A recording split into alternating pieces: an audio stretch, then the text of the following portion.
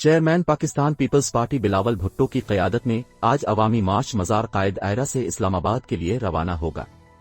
Pakistan Peoples party کا عوامی مارچ آج ٹھٹھہ اور سجاول سے ہوتا ہوا بدین پہنچے گا، جہاں پہلے دن کا اختتام ہوگا۔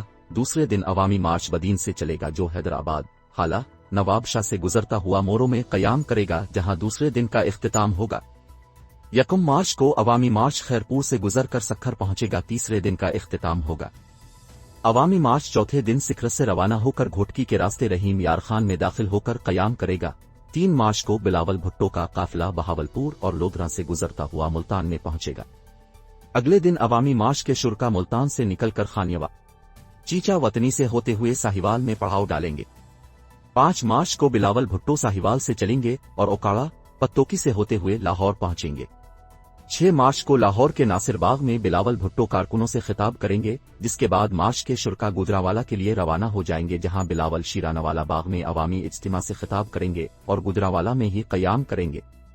عوامی مارچ کے شرکا 7 مارچ کو گجرانوالہ سے نکل کر وزیر آباد، لالا موسیٰ، جہلم، گوجر خان اور لیاقت باغ پہنچی۔